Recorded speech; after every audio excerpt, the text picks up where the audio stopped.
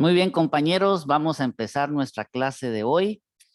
Ya una vez nos saludamos y nos deseamos lo mejor. Vamos a compartir ahora una presentación. Todo está en cuestión que la encuentre.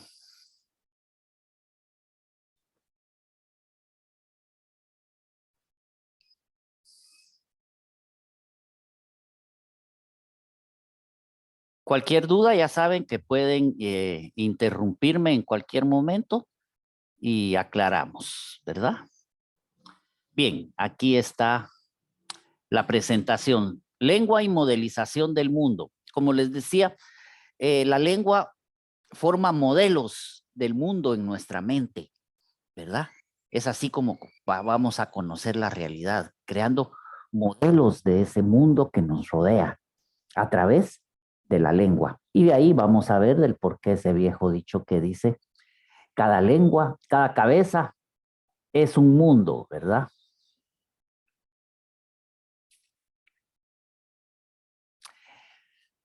La lengua, ya vimos, no es un reflejo directo de la realidad, pasa por varios matices. ¿Están de acuerdo ustedes con eso? ¿Qué dice Nilsson? ¿Por qué la lengua no es un reflejo directo de nuestra realidad? Analicemos esa oración.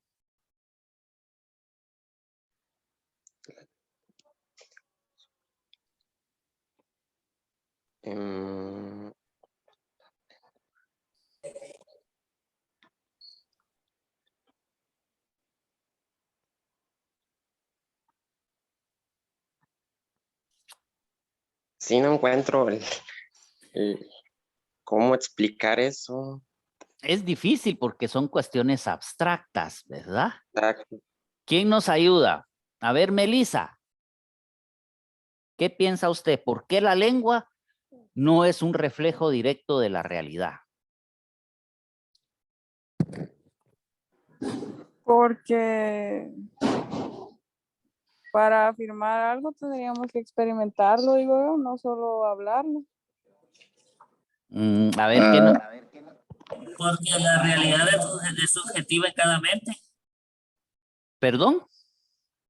Porque la realidad es subjetiva en cada mente. ¿Quién dijo eso? A Samuel. La realidad es objetiva en cada mente.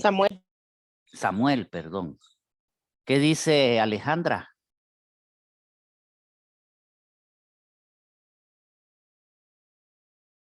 No está. Bien, aquí estoy, pero estoy analizando cómo explicarlo. Samuel no está tan lejos, ¿eh? Está cerca. Yo creería que tal vez es porque la lengua en sí la hace un grupo de personas, ¿o no? Sí, sí. Digamos todos los que hablamos español en el mundo, digamos. Puede ser que también que la realidad es diferente en cada persona. Ah, ¿ustedes creen eso? Que cada quien tiene su propia realidad. ¿Se Pues yo podría sí. decir que sí? ¿Será ustedes? O una diferente forma de ver la situación. Yo diría que Puede más cada quien comprender las interpreta la realidad a su forma. Eso es más cercano, ¿verdad? Realidad, Yo creo, recuerde, ¿sí? yo creo que la lengua, lo que decía ahí es de que a veces miente, por así decirlo. Cada quien creamos una realidad, o sea, aparente para la sociedad, pero tal vez no es nuestra realidad. ¿Será que la lengua miente? Bueno, es una forma de decirlo, ¿verdad? Porque la lengua es nuestro idioma, ¿verdad? Pero nos engaña para ver la realidad, dice usted. ¿Qué dice Geraldi?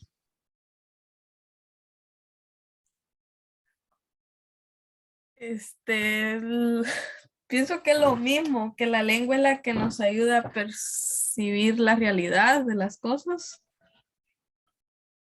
Uh-huh. A ver. Veamos. La lengua dice no es un reflejo directo de la realidad. ¿La lengua de qué está compuesta? De un lenguaje. No, no. La lengua es un lenguaje, pero es un lenguaje especial, ¿verdad?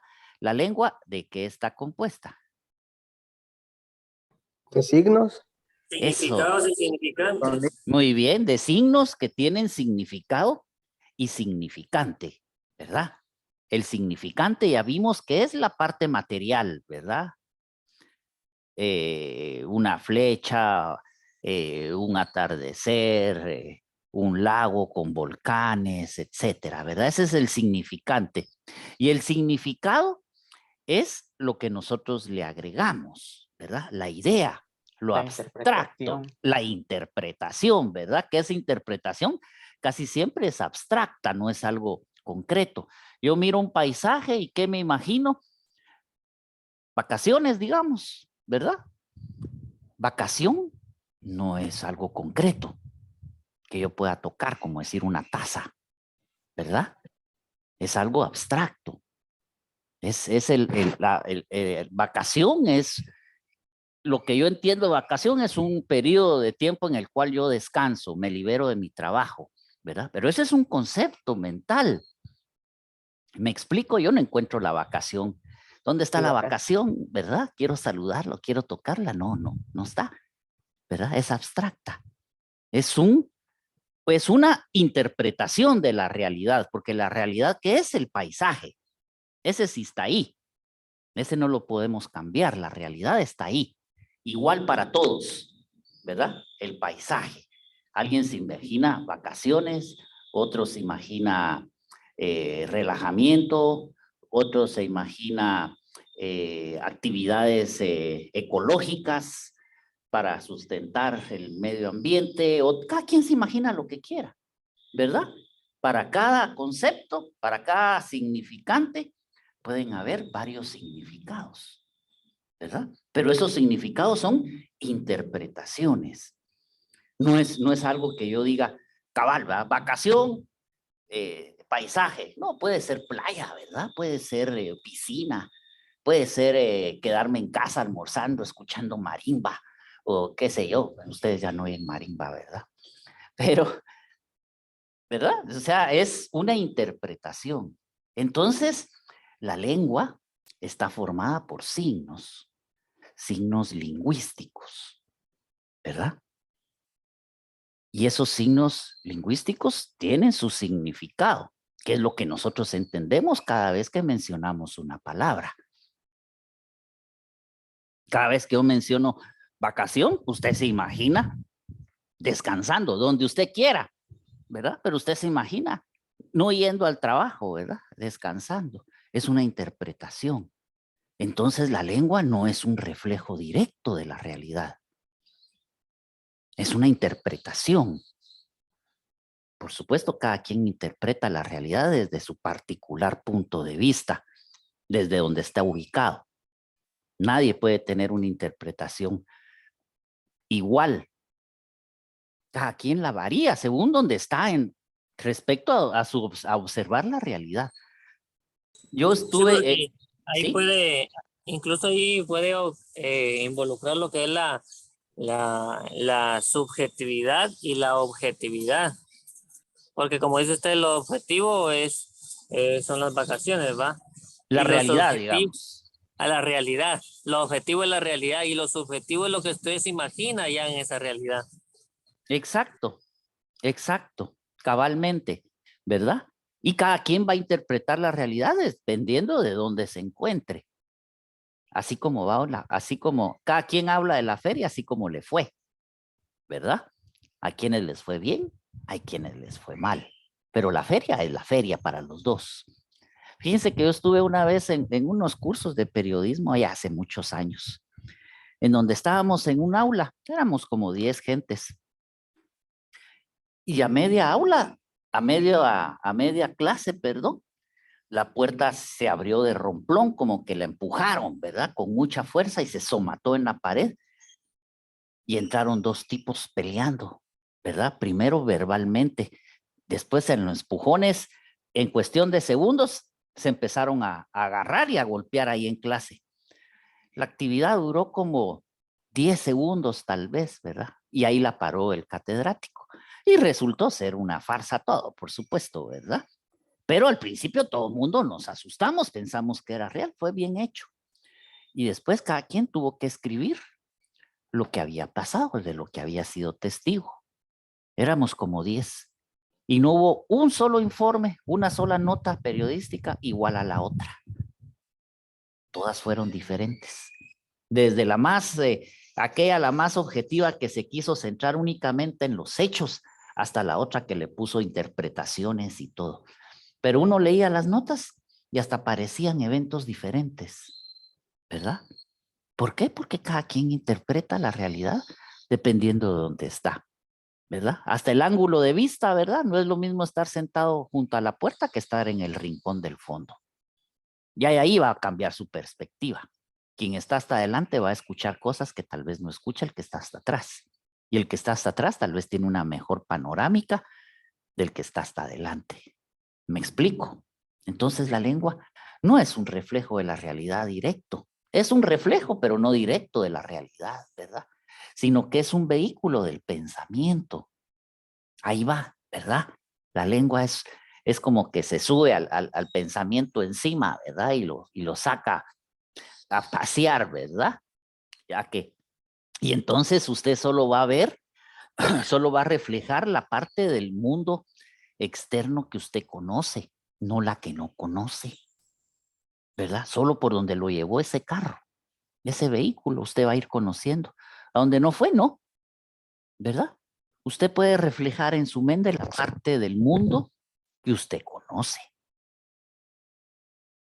¿verdad? Que suena lógico. Entonces cada individuo conoce solo algunos aspectos de la realidad, nunca todos, es imposible conocer toda la realidad, no nos alcanzaría el tiempo ni los sentidos. Conocemos el pueblo donde vivimos, mi casa, el pueblo, la ciudad, el departamento, el país, y cada vez se me va haciendo más y más lejano, ¿verdad? Ir a conocer las ruinas griegas, por ejemplo, o ir a la luna, o ir a algún planeta lejano. Todo eso ya no lo conocemos más que de referencias, ¿verdad? Porque no hemos, nuestro vehículo no va por esos lados. Entonces, los conocimientos que obtienen le hacen construir en su mente un modelo del mundo. Usted construye un modelo del mundo en su mente, pero ¿de qué mundo? Del que usted conoce, del que no conoce, ¿no? ¿Verdad? Entonces, se entiende mejor la afirmación que dice cada cabeza es un mundo. Claro, ¿verdad? Usted va a conocer el mundo que usted le enseña su lengua. Más allá, ya no lo conoce. Cualquier duda me interrumpen, por favor. Entonces, en cada cabeza humana se construye una interpretación del mundo, pero parcial, ¿verdad? ¿Por qué parcial? Porque es solo lo que yo veo, solo lo que yo alcanzo a ver. Y cuando yo digo ver, no me refiero solo a ver con los ojos, ¿verdad? Sino que a conocer, ¿verdad? Y ustedes saben que el conocimiento entra por los 5 sentidos, ¿verdad? No solo por los ojos, pero es lo más común de decir, ¿verdad? Si yo veo, conozco, pero también se conoce por otros sentidos, ¿verdad? Entonces, yo construyo una interpretación del mundo parcial porque solo pongo la construcción de las cosas que yo conozco, ¿verdad? Por eso, y es el ejemplo que yo los ponía, un mismo hecho, un mismo fenómeno genera infinitas interpretaciones, ¿verdad? De las personas que entraron peleando no hubo una nota igual, cada nota era una interpretación, cada persona que estaba ahí estaba interpretando el hecho, el mismo hecho, pero interpretándolo de maneras diferentes, ¿verdad? ¿Por qué? Porque cada quien ve lo que puede ver, conoce lo que puede conocer, ¿verdad? Cada interpretación responde a esa visión que de la realidad posee cada persona. ¿Está claro? ¿Alguna duda?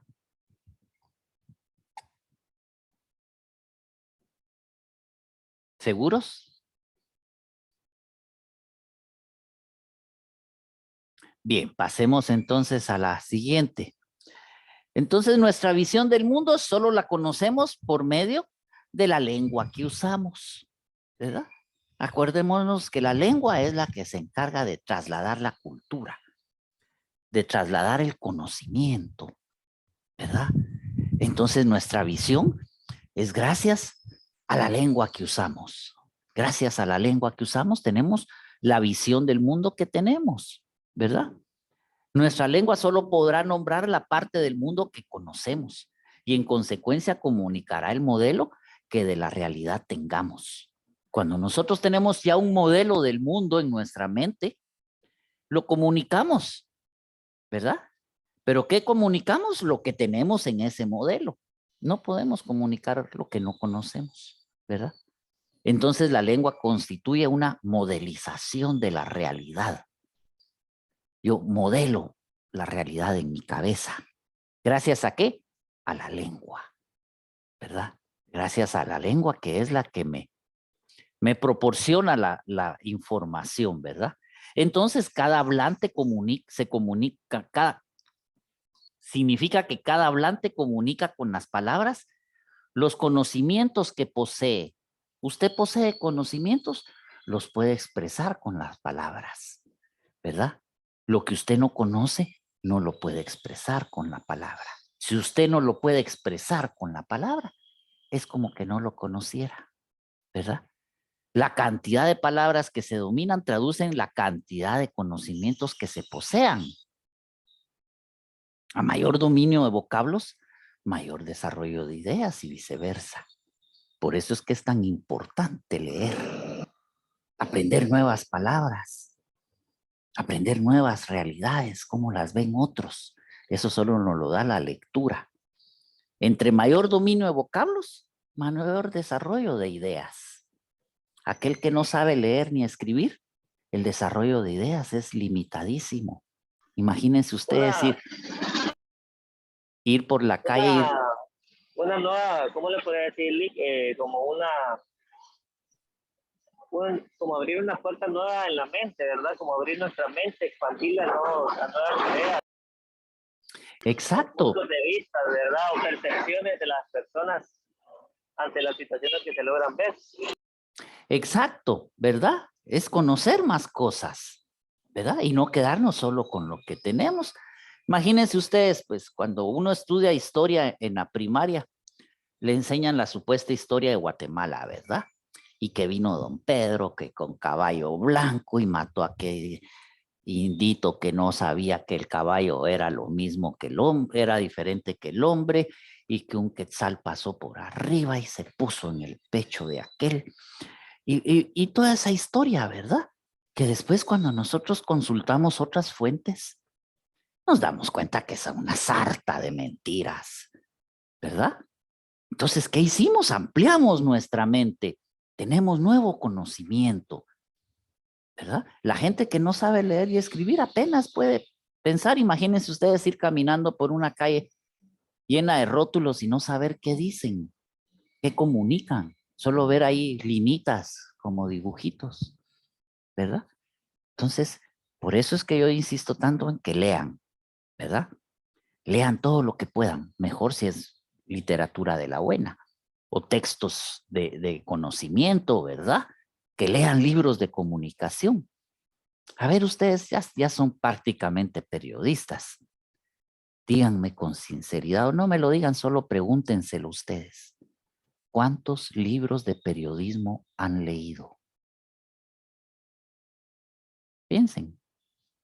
O solo van a graduar con lo que les han dado los profesores, ¿verdad? Pero agarrar un libro de periodismo, ¿cuántos lo han hecho? ¿Cuántos se van a graduar de comunicadores sin haber leído un solo libro de comunicación? Solo los pedacitos que dan los profesores, ¿verdad? Entonces lean, por favor, porque si no, están creyendo todo lo que les dicen y no todo lo que se dice es verdad, ¿verdad? Bueno, continuemos. Entonces, una persona Solo posee los conocimientos que su lengua le permite conocer, ¿verdad? Significa que no existen conocimientos sin palabras o signos que los comuniquen.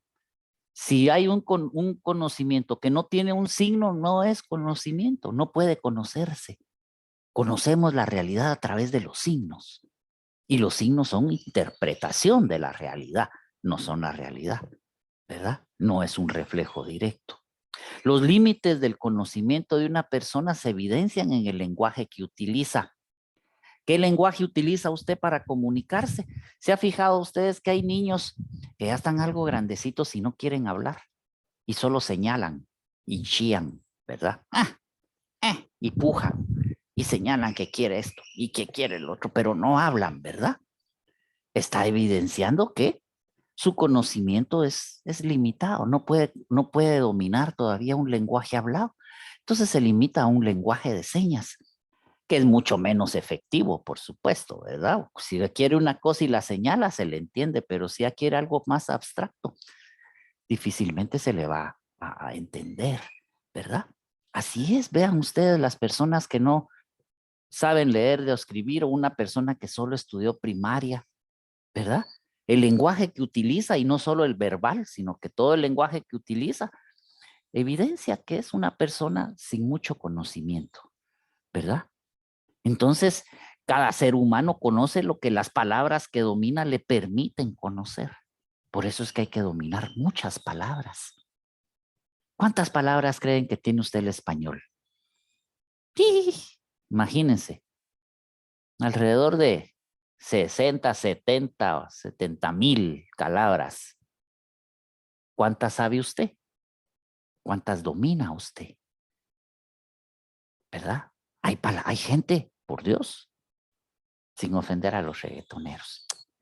Hay gente que no domina, que no utiliza más de 20, 30 palabras al día.